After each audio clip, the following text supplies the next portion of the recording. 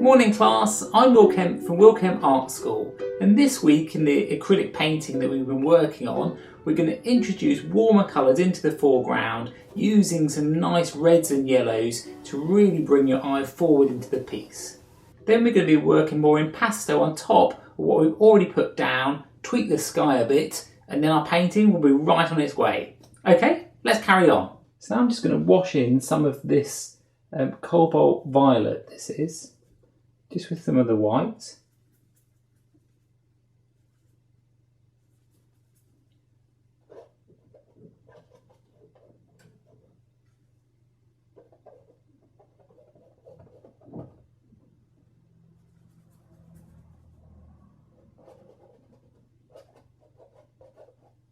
And I'm not painting it like in a block, I'm painting it more in like little dashes, because then I can start to use this underpainting to start to come through on the piece. Because what we're doing is, in terms of impressionism, that's exactly what you're trying to get, an impression of what you're looking at. You're not worried about the details, you're just trying to get a general feel of it. You see on my paintbrush, you'll see that this side has still got all the green on, the other side has got more of the colour of the purple on. So when I'm working, I'll often kind of paint a bit, and then if it's a mingled in, you just kind of twist the brush, and you'll start to get these like more subtle mixes in your painting. Rather than constantly going back to your palette all the time, this one just helps you just to get those nice muted areas of your painting, rather than it just being like a solid block of colour.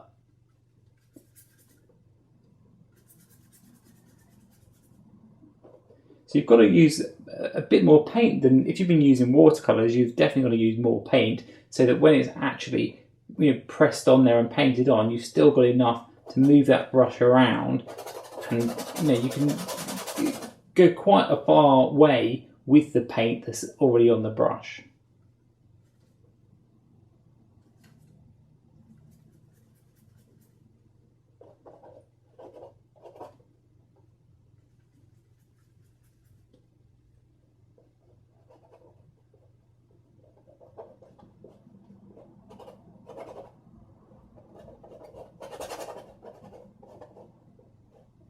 So because this colour here is quite close to what we're looking at for the final piece, what I'm going to do is go back over the sky a bit, get this colour a bit better, just so we can start to have a basis of how the painting's coming along.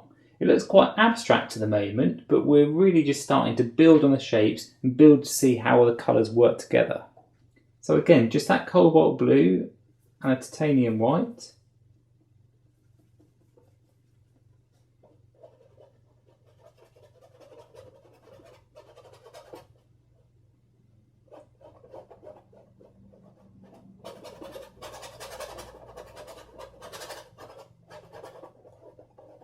So again, if you want to twist that brush, get any of that colour into the sky, so it isn't just the one solid cobalt.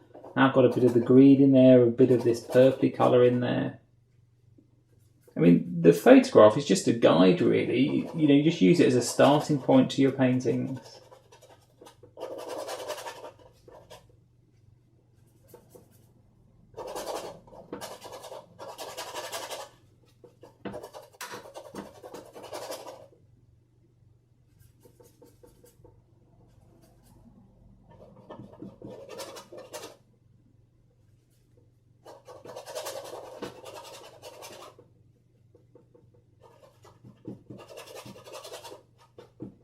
Watch out when you're doing landscapes. Something to really be aware of is the top left or the top right, essentially the corners in your piece.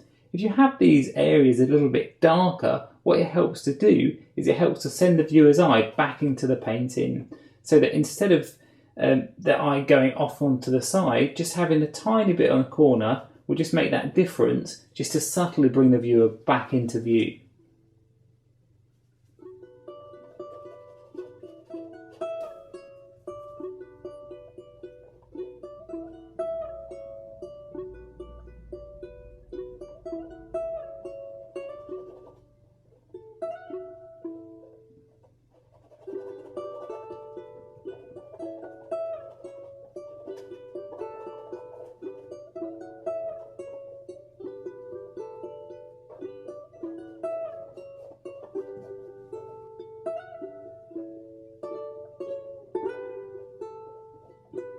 these areas of darker green, I'm just going to take the green and put a mix of the darker blue in. This is just the ultramarine blue. You see how it darkens it down nicely. And this is more very, very close to Viridian, which is what Monet would have used, which is a very dark blue-green.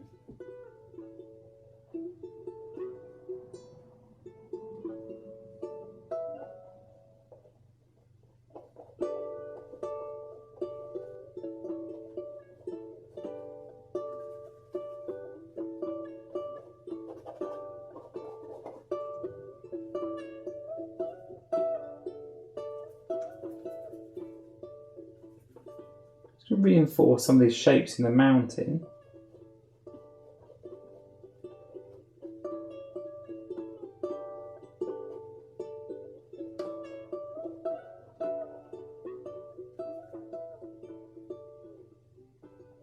And again, try and move those colours around your painting.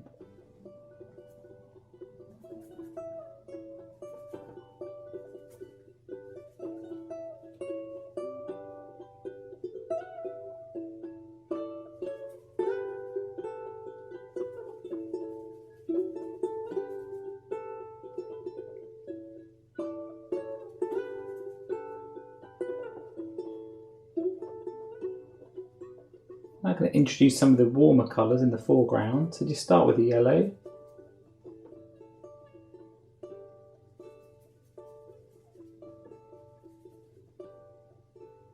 Again, I'm going to keep this watery to start with, just to wash it in.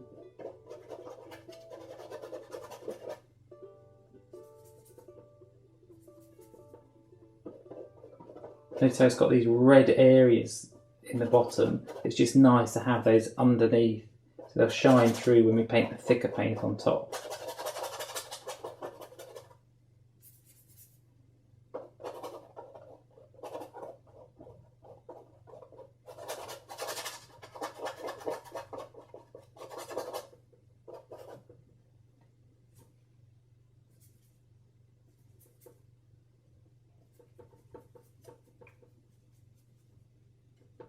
Adding that white is always going to pink out a colour. It's always going to go towards purpley or blue when you add white to any colour.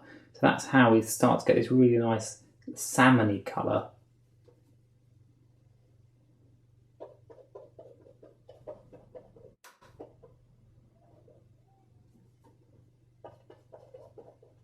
So here you can start to see how the underpainting is so helpful, because the yellow ochre is very, very close in tone to these. I don't have to work very hard, and all of a sudden the piece starts to look like it's got loads of different colours all working together.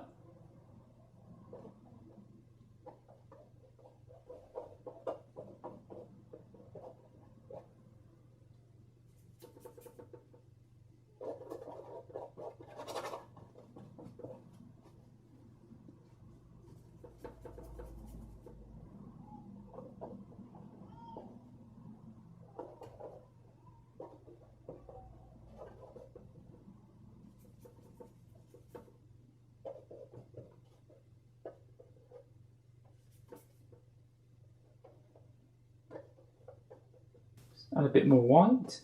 So when you're doing your painting, you don't have to put out as much paint as I put. It's just a way to show you the colours more clearly when they're on a larger scale. But don't be too mean with your paints, because otherwise they'll dry very quickly. And even though these are the acrylics, you can start to see I can still put my finger in these and it's still wet, and that's because I've got that thickness into the paint. I can now start to use just some of the pure white and just start to kind of dab it on top into the foreground.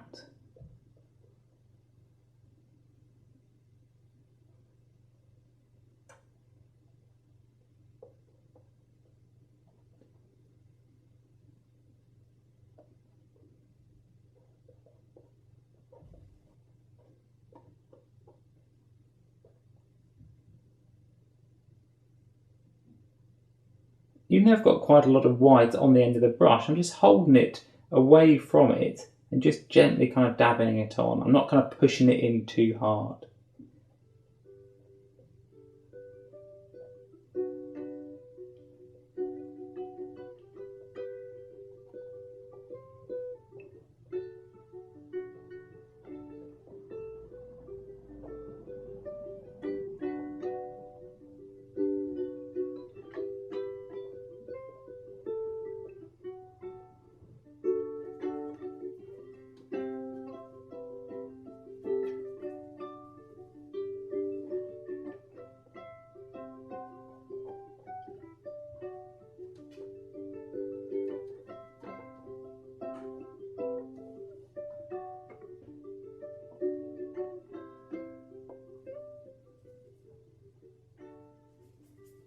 So just tone it down with the purple just to make this nice shadow tone on the building's edge.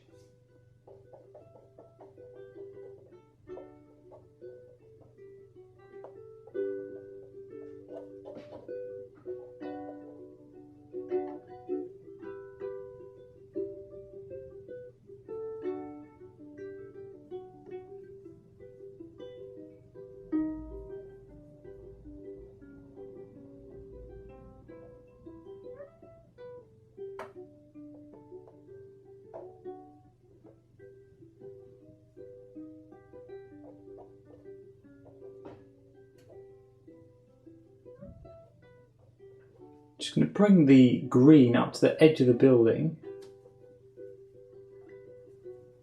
Again, you can use the blues to knock them down a bit just to darken off that green.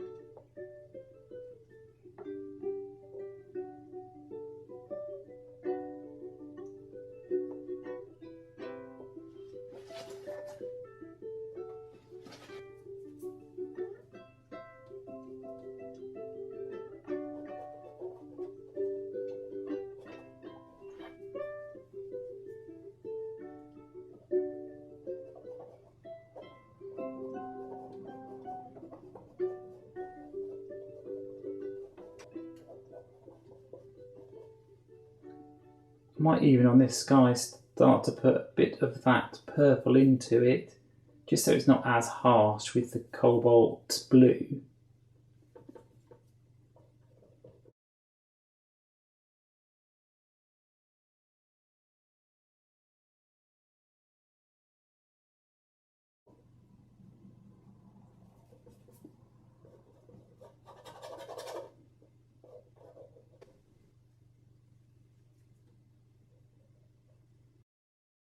So we've now got a brilliant base for our painting. Tune in next week so you can see how the painting continues on. This is Will Kemp from Will Kemp Art School.